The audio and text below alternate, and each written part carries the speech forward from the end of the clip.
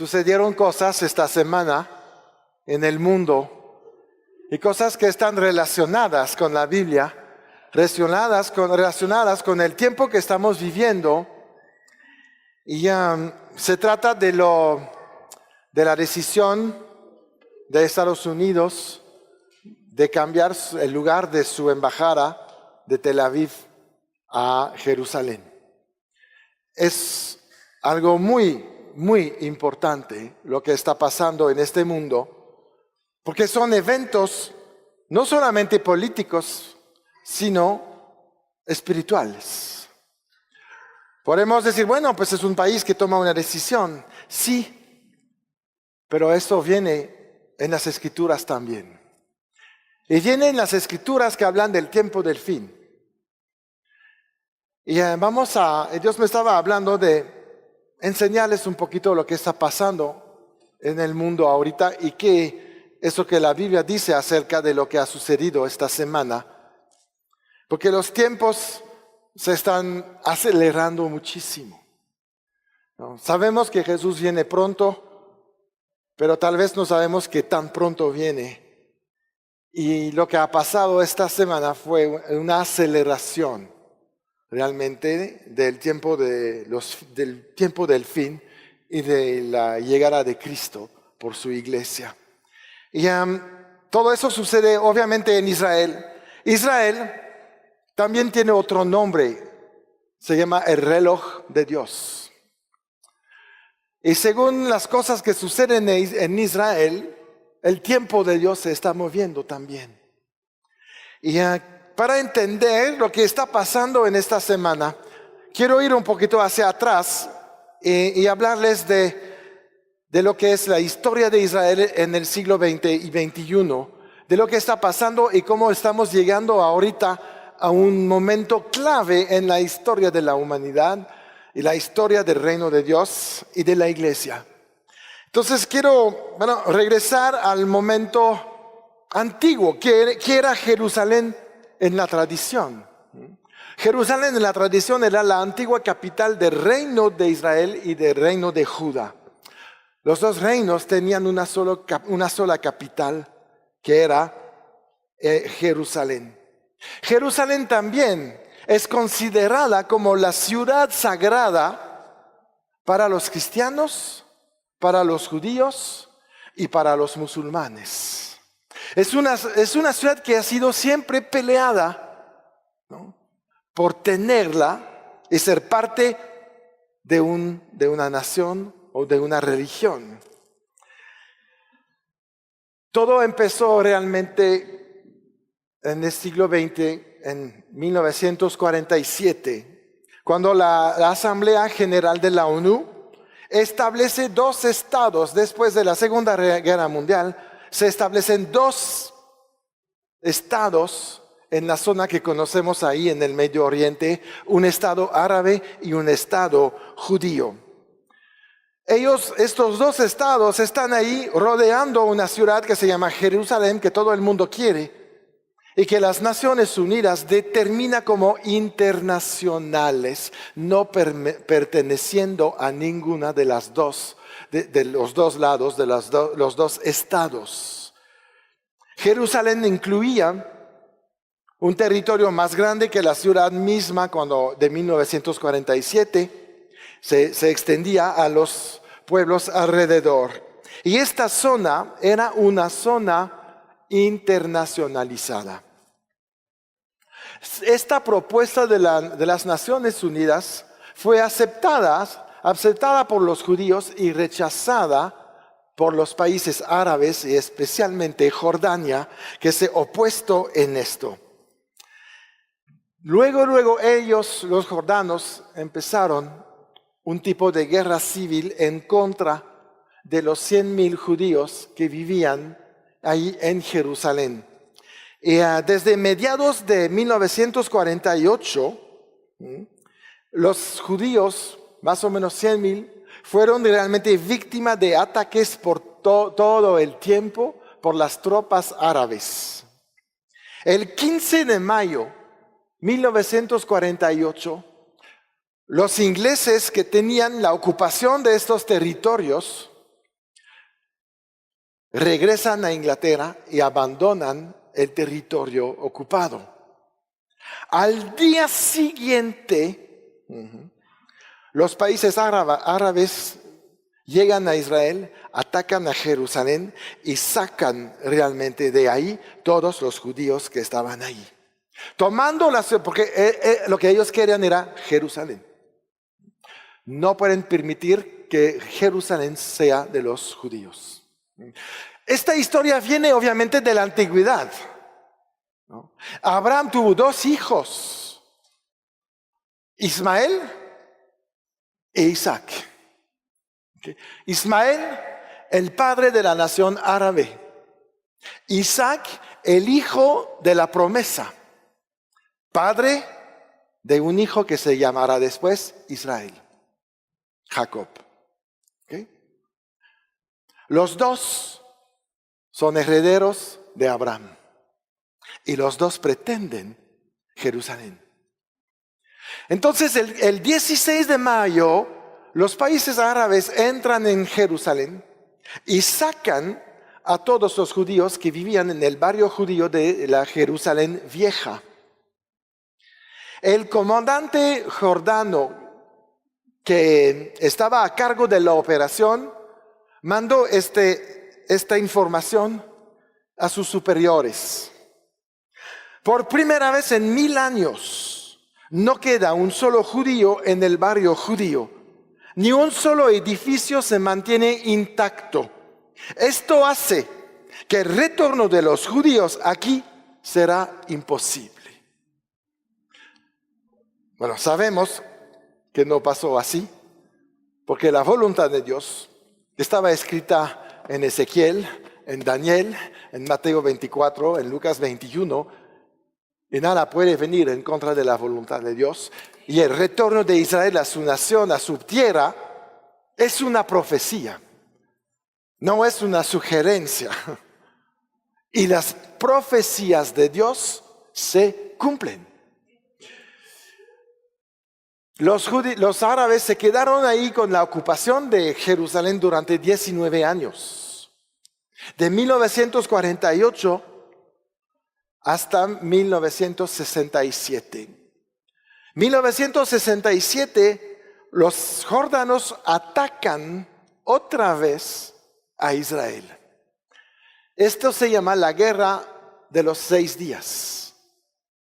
Atacan este día ahí en mayo, no sé la fecha, no creo que la tengo aquí, en 67, pero los 2 días siguientes al ataque jordano, los judíos aplastan el ejército árabe y reconquista o recupera la parte este de la ciudad, que era la parte de ellos y sus alrededores, y vuelven a ocupar los judíos Jerusalén de manera oficial.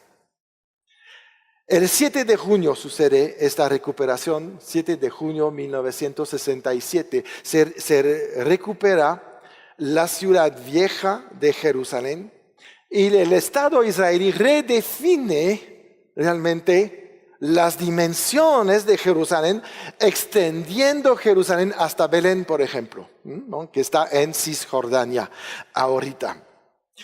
Del 10 de junio al 12 de junio 1967, había en la Jerusalén antigua un barrio marroquí desocupado.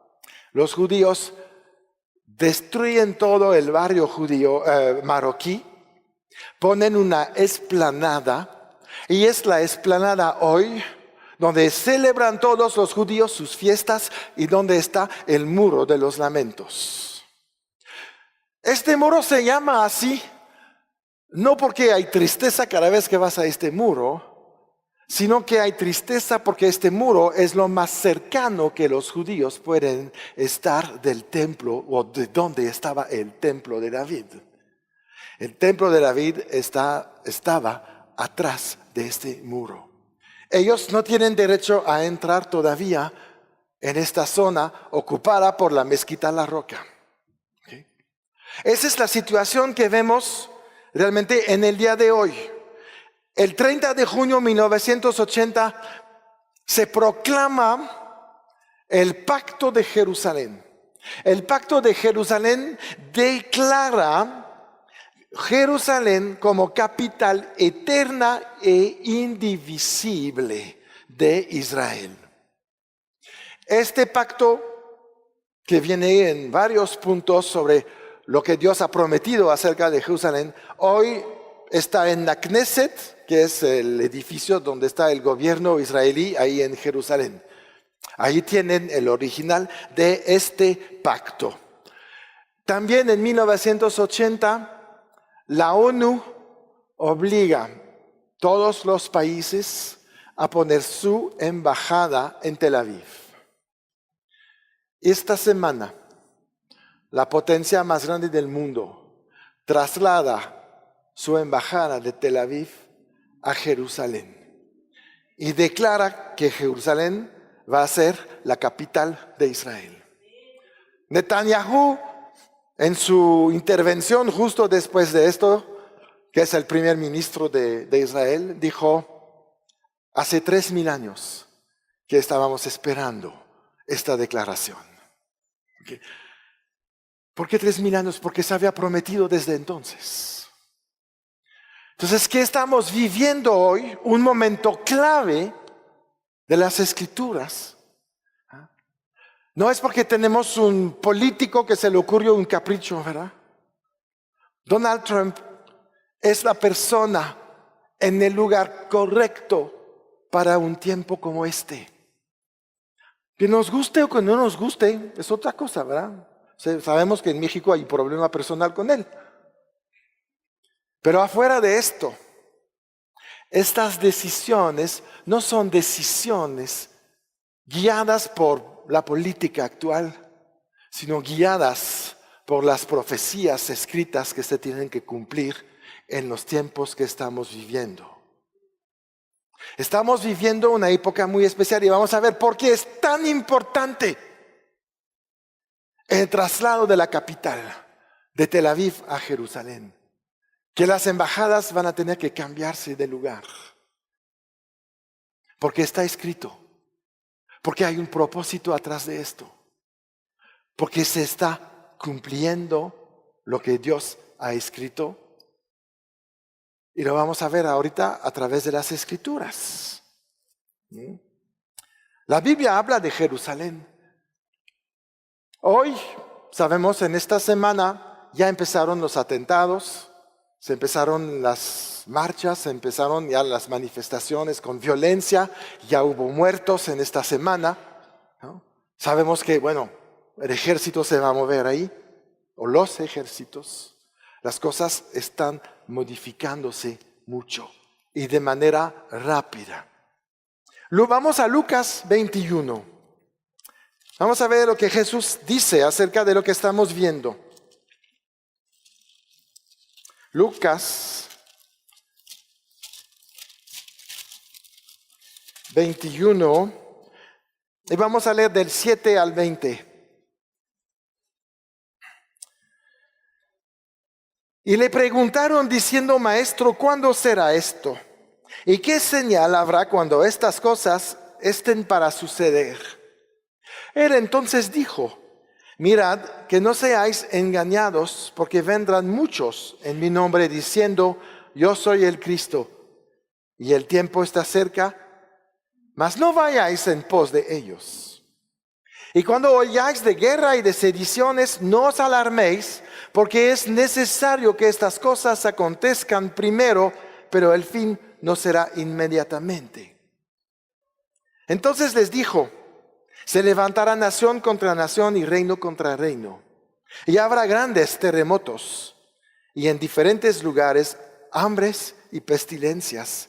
Habrá terror y grandes señales en el cielo. Pero antes de todas estas cosas os echarán mano y os perseguirán. Y os entregarán a las sinagogas y a las cárceles. Y seréis llevados ante reyes y ante gobernadores por causa de mi nombre. Y esto os será ocasión para dar testimonio. Proponen en vuestros corazones, no pensar antes cómo habéis de responder en vuestra defensa, porque yo os daré palabra de sabiduría, la cual no podrán resistir ni contradecir todos los que se opongan.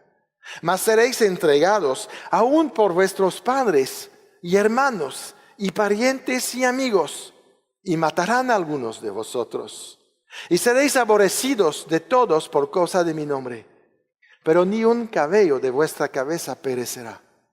Con vuestra paciencia ganaréis vuestras almas. Pero cuando viereis a Jerusalén rodeada de ejércitos, sabed entonces que su destrucción ha llegado. Hubo una primera destrucción en Jerusalén, pero fue enfocada especialmente en el templo. Y esta primera destrucción de Jerusalén era un anticipo profético de lo que iba a suceder en los tiempos que nosotros estamos viviendo hoy. Hoy sabemos que hay ejércitos que se están preparando para atacar a Israel, para atacar Jerusalén. Vemos Irán levantándose en nivel nuclear. Vemos a Rusia asociándose con Irán. Vemos a China tomando parte de esto. Vemos a Corea del Norte preparando y experimentando con sus misiles. Las noticias nos hablan que los misiles son una amenaza para Estados Unidos, pero no es cierto. Corea del Norte prepara misiles para ver cómo funciona en el alcance para llegar a Israel. No lo están diciendo ahorita, pero lo han dicho antes. Los primeros misiles que usaron para pruebas hace 4 o 5 años tenían escrito sobre el mismo misil: esto es para destruir a Israel. Ahorita no lo escriben, pero es demasiado tarde y lo sabemos. No es porque las noticias hablan de cosas que tienen la verdad. Y la Biblia nos habla de que Jerusalén va a estar rodeado de ejércitos. Esto para mí ya se cumplió. Estamos viendo cómo el mundo se está preparando para atacar a Israel. Lo que hizo Donald Trump en esta semana es solamente provocar que esto suceda. Él no lo hace con la intención de hacer una guerra, pero son eventos que tienen que suceder. Mira lo que dice, lo que acabamos de leer en Lucas 21, pero en el versículo 9. Y cuando oigas de guerras y de sediciones, no os alarméis, porque es necesario que estas cosas acontezcan. ¿Cuánta gente ha pasado tiempo orando por la paz de Israel? No sirve esta oración. Es necesario que acontezca. Por otro lado, si vamos a las Escrituras, esta guerra que estas naciones van a empezar en contra de Israel, la Biblia es bien clara. Las armas no pegarán a Israel. Hay una protección divina sobre el país. Van a lanzar sus misiles, pero no van a matar a los israelitas. Lo que tenemos que orar, ¿qué es entonces? ¿Qué vamos a orar? Porque sí tenemos que orar por Israel. Que se salven lo más posible. Sabemos que no todos se salvan en el mismo tiempo. Va a haber un tiempo de salvación para Israel. Pero nosotros que sabemos y que podemos interceder, los que vamos a sacar de ahí no tendrán que pasar por esto. Porque la tribulación principal va a estar ahí, en este país, en Israel. Y obviamente hacia toda la tierra. Pero Jesús es claro aquí. Cuando es Jerusalén, va a estar rodeado de ejércitos. Es el tiempo del fin. Hoy, esta semana, empezamos a ver las cosas desatarse y vamos a ver estos eventos escritos son profecías, todas las profecías se cumplen, esta se va a cumplir también. Y nosotros vamos a ser los testigos de esto.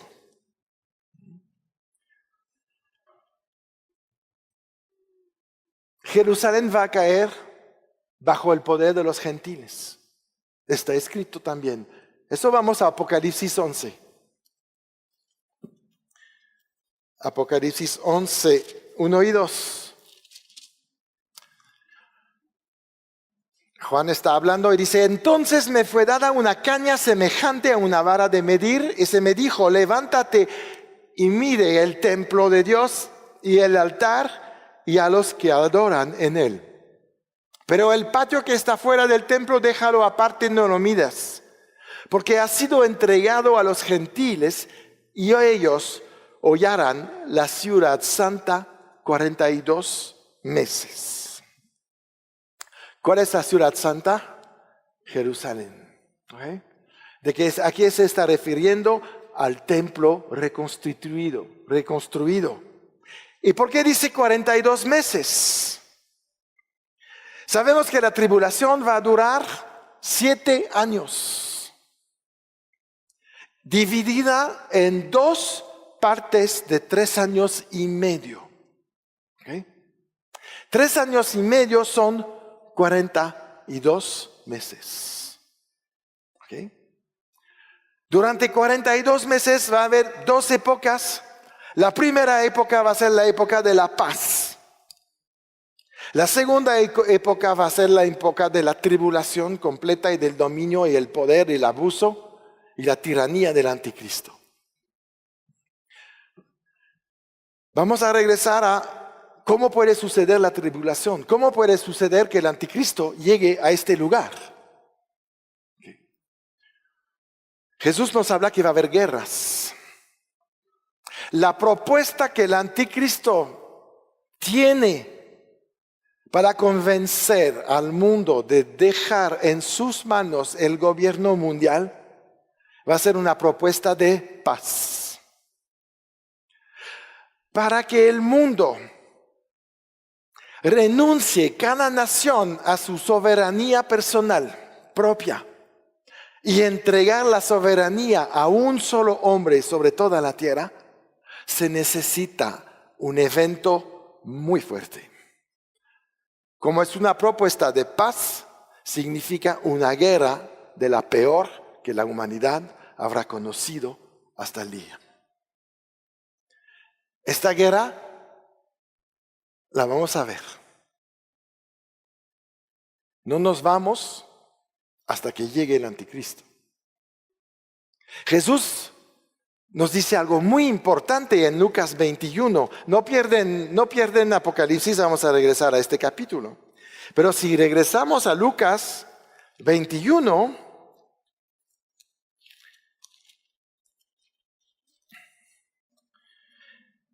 seréis aborrecidos de todos por causa de mi nombre. Versículo 17 y el 18 te habla de ti. Pero ni un cabello de vuestra cabeza perecerá. La iglesia está bajo protección en este tiempo. Pero que vamos a ver esto, lo vamos a ver. Tenemos que prepararnos en compartir el evangelio y la revelación que tenemos acerca del tiempo que estamos viviendo. Sabemos que el anticristo va a obtener su propuesta de paz, convence al mundo y ese es su gran engaño. Él tiene un plan. La propuesta de paz es para Israel. Esa es la guerra que estamos esperando. Es la que se está preparando. Trump, diciendo que esta ciudad es la capital de Israel, está preparando algo muy importante para la tribulación.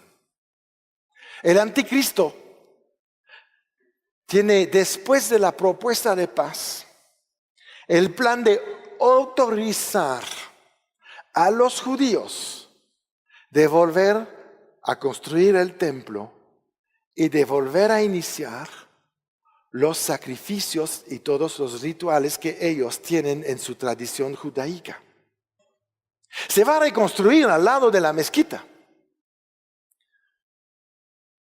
Para que se logre, se necesita alguien que ha recibido total poder. Hoy en día no vas a convencer a los musulmanes de abrir el muro para construir el templo de David. Se necesita algo fuerte y un hombre fuerte para imponer esto. Son 3 años de paz en todo el mundo. Y ese es el peor engaño de toda la historia. Porque al final de los 3 años y medio, el anticristo da una vuelta completa de 180 grados, cancela el sacrificio, ¿no? Y empieza lo que se llama la abominación desoladora. Entonces vamos a las Escrituras.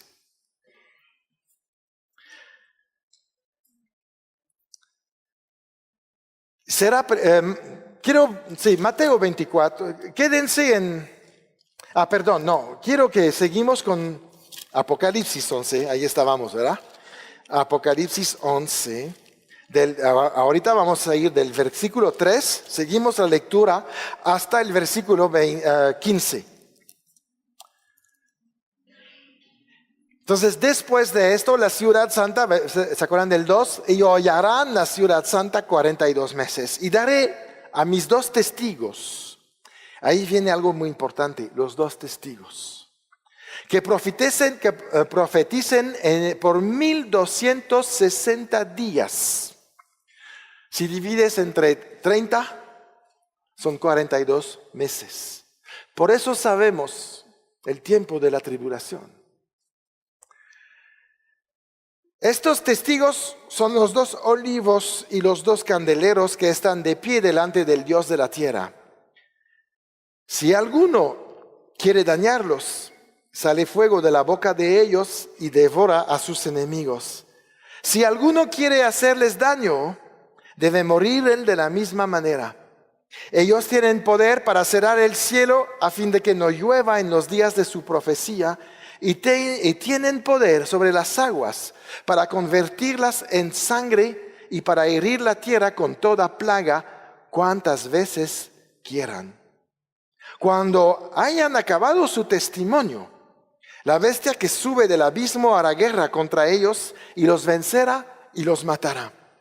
Y sus cadáveres estarán en la plaza de la grande ciudad, que en el sentido espiritual se llama Sodoma y Egipto, donde también nuestro Señor fue crucificado. Esta ciudad es Jerusalén. Y los de los pueblos, tribus, lenguas y naciones verán sus cadáveres por 3 días y medio y no permitirán que sean sepultados. Y los moradores de la tierra se regocijarán sobre ellos y se alegrarán y se enviarán regalos unos a otros. Porque estos 2 profetas habían atormentado a los moradores de la tierra. Pero después de 3 días y medio entró en ellos el espíritu de vida enviado por Dios, y se levantaron sobre sus pies, y cayó gran temor sobre los que vieron. Y oyeron una gran voz del cielo que les decía: subid acá. Y subieron al cielo en una nube, y sus enemigos los vieron. En aquella hora hubo gran terremoto, y la 10ª parte de la ciudad se derrumbó, y por el terremoto murieron en número de 7,000 hombres. Y los demás se aterrorizaron y dieron gloria al Dios del cielo. El segundo ay pasó, y aquí el tercer ay viene pronto. El 7º ángel tocó la trompeta, y hubo grandes voces en el cielo que decían: los reinos del mundo han venido a ser de nuestro Señor y de su Cristo, y Él reinará por los siglos de los siglos. Este pasaje nos explica algo muy importante acerca de la iglesia. Ya empezaron los 3 años y medio, los 3 primeros años y medio. Y Dios manda 2 testigos. ¿Por qué manda 2 testigos? Porque en este momento la iglesia ya no está en la tierra. No hay nadie que comparte el evangelio, pero Dios sigue con su plan de salvación para la humanidad. Pero si no está la iglesia, quien comparte el evangelio a los que se quedaron. Y Dios manda sus 2 testigos. Los 2 testigos es la prueba de que la iglesia no estará en la tierra durante la persecución y la tribulación. Ya estaremos en las bodas del Cordero.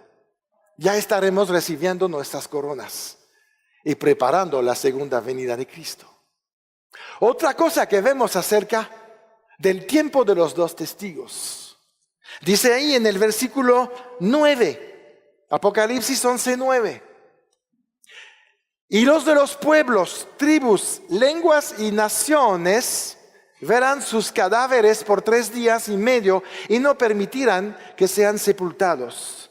Quiere decir que cuando la bestia los mata, quedan tirados en Jerusalén, en la calle. Y las naciones pueden ver esto en tiempo real. Esto se llama Instagram, Facebook y Twitter. Estamos en el tiempo con la tecnología para que suceda esto. Daniel en su capítulo 9, vamos a Daniel, justo después de Ezequiel. Daniel, perdón, no es el 9, es en el 12. 12:9 creo.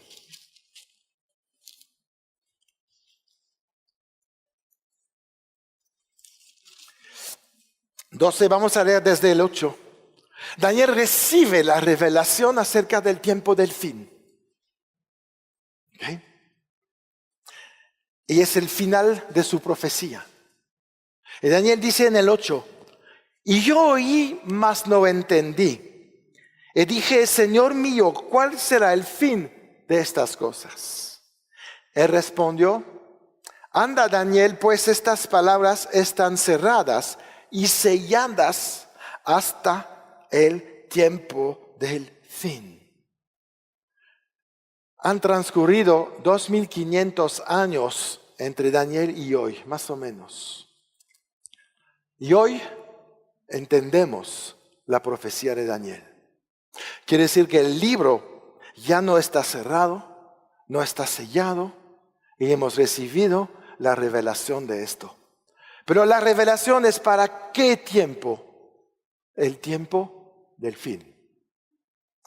Si nosotros entendemos la profecía que Daniel escribió, es porque estamos en el tiempo del fin. Si ahorita vamos a ver lo que de Jesús dice, Mateo 24.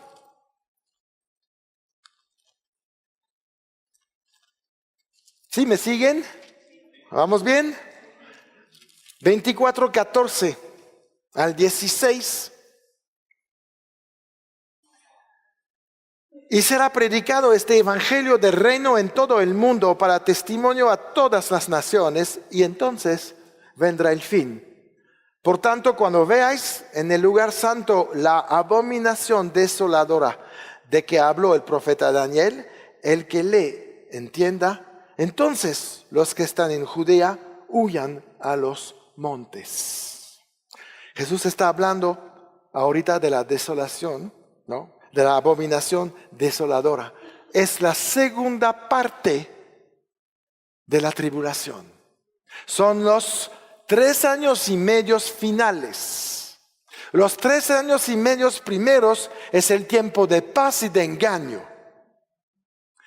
Y los años que siguen es el tiempo de la revelación de la verdadera personalidad del anticristo. Anula los sacrificios en el templo.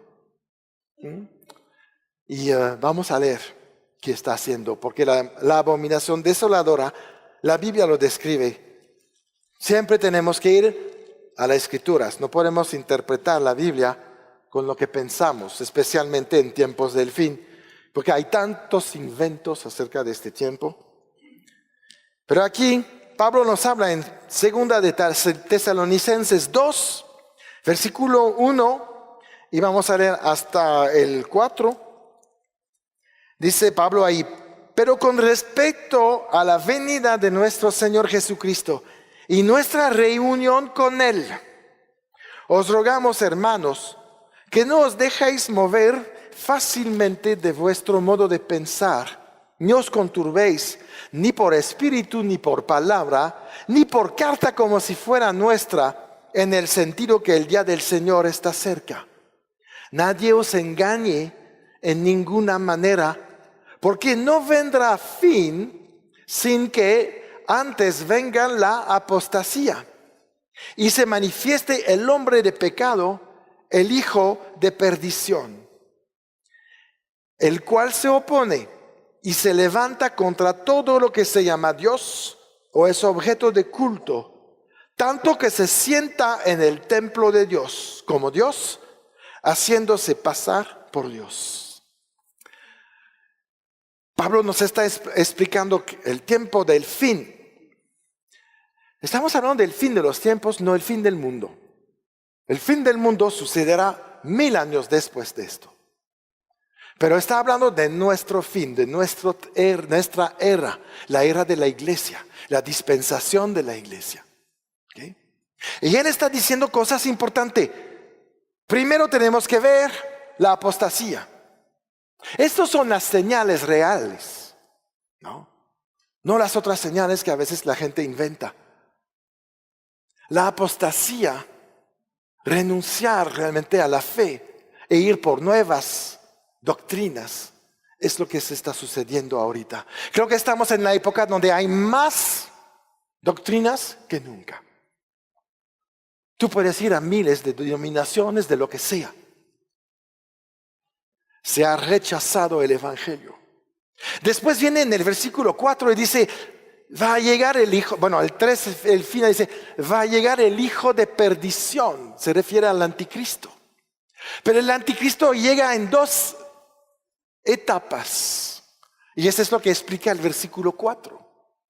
Dice en el versículo 4 primero, el cual se opone y se levanta contra todo lo que se llama Dios o objeto de culto. Esto ya está sucediendo.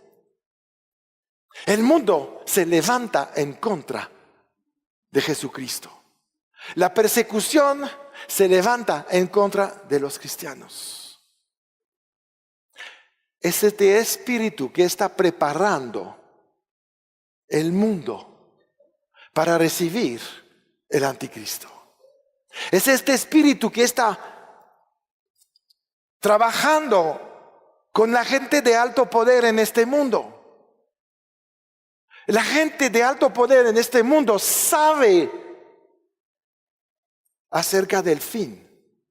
La gente de este nivel tiene preparada la llegada del anticristo y lo está capacitando en el día de hoy. En Bruselas, en el centro de Europa, en el Parlamento Europeo, hay una sala que cada año se vuelve a renovar. Y hay un trono y la gente de adentro dice, eso es para el anticristo. La OTAN en la misma ciudad tiene la misma sala que cada año también renuevan para cuando va a llegar el anticristo. El Parlamento Europeo tiene todas las sillas de los parlamentarios ahí con un número y su nombre para saber quién se siente en la silla 30-40. La silla 666 no tiene nombre y está vacía.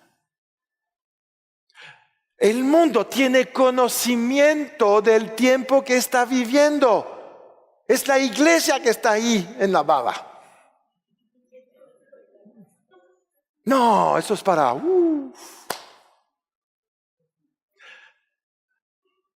La gente del mundo no está gastando en un trono si no tiene ya la persona que se va a sentar en el trono. Nosotros tenemos que estar prevenidos y empezar a evangelizar, empezar a compartir, porque el tiempo se está acelerando de una manera impresionante. Hace un año yo no hubiera pensado que hoy Jerusalén va a ser la capital de Israel. Y no es porque va a ser la capital de Israel que es importante, vamos a ver que va más allá. Lo vemos ahí en la abominación desoladora. La segunda parte del versículo 4 que dice, Él se va a sentar en el templo de Dios como Dios, haciendo pasar por Dios. Jerusalén tiene como propósito no ser la capital de Israel. Eso es la primera etapa. Va a ser la capital del mundo, porque la persona que se va a sentar primeramente ahí es el gobernador mundial. Y de ahí va a hacer toda su obra de maldad. Pero el anticristo, al permitir la construcción del templo, al permitir poner el trono ahí, lo va a usurpar 3 años y medio. Pero al final, en Armagedón viene Jesús a juzgar esto. Destruir el anticristo, destruir el falso profeta, porque esta silla es de él. ¿Por qué hay tanta oposición ahora sobre lo que está sucediendo en esta semana? Porque el mundo, guiado por Satanás, sabe que esta silla debe de ser de Jesucristo y no la quieren dejar a los judíos, porque los judíos es el pueblo de Dios. Son los herederos de David y de este trono. Y saben que si ellos están ahí, se va a cumplir la voluntad de Dios, que el anticristo va a perder. Ellos no lo quieren. Ellos están convencidos que pueden ganar la batalla. Entonces, todo lo que está pasando en esta semana es un nivel más alto o un acercamiento a los eventos descritos en Daniel, en Ezequiel, en Lucas 21, en Mateo 24. La iglesia tiene que tener conocimiento de lo que está pasando, de lo poco tiempo que nos queda hoy para extender el reino y rescatar a los perdidos. Yo no sé cuánto tiempo nos queda, cuántos meses o años, pero las cosas se están acelerando. Los ejércitos se están preparando. Israel tiene todo para construir su templo. Ya llevan años anunciando que están listos. Nos falta el gran conflicto, que es necesario, dice la Biblia. Pero para estos tiempos, si la iglesia no se ha movido, si los hombres y mujeres de la iglesia no crecen en la fe, se pueden asustar de lo que va a pasar. La Biblia dice que el enemigo no tocará un cabello de tu cabeza. Pero eso si tú te mantienes firme sobre lo que tú crees. Porque si te asustas, eres presa para Satanás. Él va a querer matar al máximo de nosotros, porque nosotros somos los que tenemos que evangelizar. Pero si no estamos conectados con Dios, nuestra vida está en peligro. Nuestra salud está en peligro. Nuestra paz está en peligro. Nuestro gozo está en peligro. No vamos a dar fruto. Nos queda poco tiempo. Lo que sucedió esta semana no es una trompeta que se toca, pero es una alarma fuerte que se toca. Debemos de estar listos para alcanzar a los demás, para empezar a predicar el evangelio con el testimonio, no a bibliazos, no empezar a decir, ¿sabes qué? Jesús viene y te vas al infierno, no va a funcionar, ¿verdad? Pero acércate a Dios, porque en los tiempos que van a suceder, se va a necesitar de Dios en estas guerras, en estos tiempos de presión. La gente eso lo entiende. Es un lenguaje que le conviene. Y vamos a llenar esta iglesia. Porque no queremos que la gente de afuera se queda. La gente del mundo se está alegrando ahí que el anticristo viene. Pero ellos no saben lo que hacen. Y ni saben lo que les espera. Piensan que lo que hacen es lo correcto. Han sido engañados. No es porque son malos.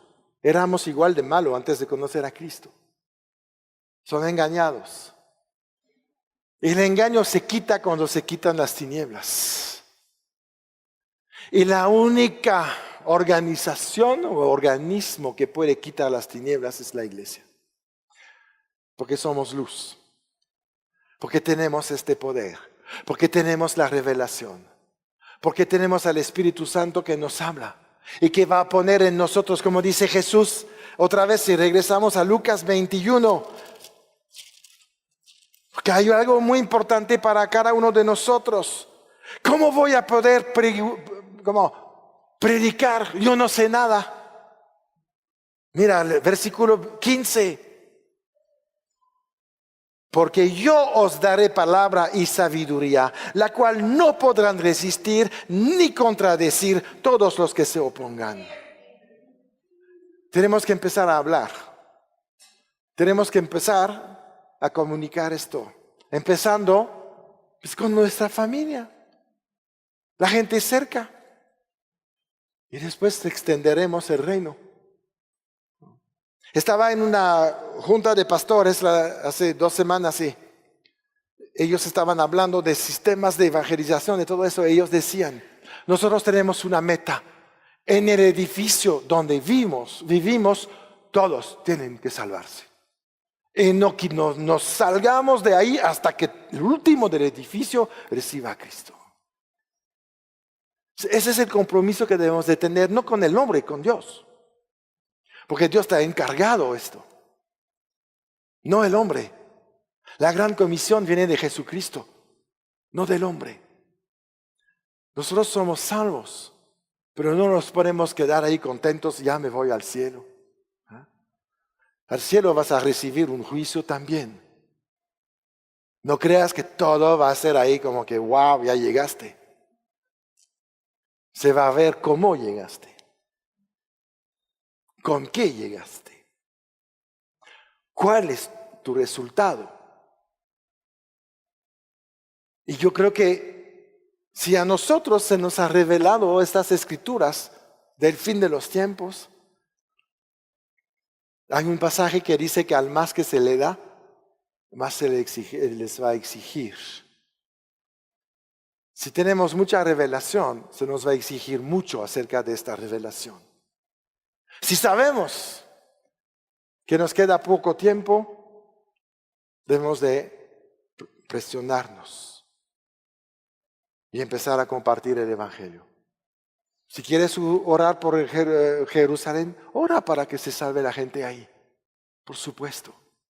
Ellos también tendrán su tiempo de salvación. Está en Zacarías 14. Si quieren vamos ahí para cerrar sobre todo esto. Es también Zacarías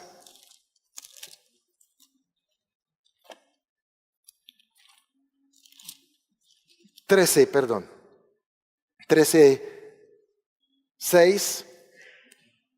Esto se refiere al momento que ya la iglesia regresó para la batalla de Armagedón. Jesús venció al anticristo, al falso profeta y a Satanás. Y ahí está el pueblo judío. Y esto sucede en Jerusalén.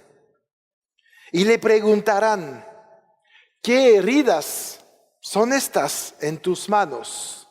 Y él responderá, con ellas fui herido en casa de mis amigos. Y es el momento de la salvación de Israel. Es el momento donde ellos van a reconocer el Salvador que ellos esperaban y que no reconocieron hace 2000 años, porque Israel siempre piensa que el libertador va a ser de un opresor físico. Por eso cuando Jesús no los liberó de los romanos, no creyeron en él. Y ahorita sí los libera del ejército mundial organizado por el anticristo. Y es lo que dice después Pablo en Romanos 11:26. Romanos 11:26. Y luego, todo Israel será salvo. Como está escrito, vendrá de Sión el libertador. ¿Qué es lo que nos queda? predicar el Evangelio. Jesús nos llamó a hacer esto. Ahorita hay una insistencia. Hemos recibido en esta semana una señal muy especial, una alerta. Ya podemos decir, ay, Jesús viene pronto. Jesús está por llegar, por su iglesia. Pero la iglesia está lista. La iglesia tiene un plan. La iglesia tiene poder. Porque se va a tratar de poder. Jesús dijo ahí, en Hechos 1:8, pero recibiréis poder cuando haya venido sobre vosotros el Espíritu Santo y me seréis testigos en Jerusalén, en Judea, en Samaria y hasta el fin de la tierra. Para poder ser la iglesia que Dios está esperando en el día de hoy, en estas circunstancias de fin de los tiempos, debemos de estar llenos del poder del Espíritu Santo. Debemos de haber recibido este fuego, porque el avivamiento que se espera para estos últimos días saldrá de aquí adentro. No viene de afuera, no va a venir de otro predicador, no va a venir de una enseñanza nueva, no va a venir de un evento o de un congreso. Va a salir de aquí. Pero ahora te digo, ¿tienes este poder? ¿Cómo puedo saber si tengo este poder? ¿Has sido bautizado en fuego del Espíritu Santo? ¿Tienes la evidencia que tú hablas en lenguas? Si sí, tienes este poder para ser testigo de Dios en este tiempo. Este poder te transforma. Transforma a un Pedro cobarde que niega a Cristo en un Pedro que en un sermón salva a 3,000 personas. Es el poder que nos permite tener el denuedo de compartir el Evangelio sin temer al enemigo. Pero si tú no tienes esto, yo te invito a que pases adelante para recibir este bautismo en fuego, recibir el bautismo en el Espíritu Santo, con la evidencia de hablar en lenguas. Es lo que te va a confirmar que recibiste poder. Si necesitas este poder, si quieres este poder, si quieres ser parte del avivamiento de los últimos tiempos y que no lo tengas, ven, pasa adelante. No hay ninguna vergüenza en no ser lleno del Espíritu Santo. Es una vergüenza no aprovechar la oportunidad.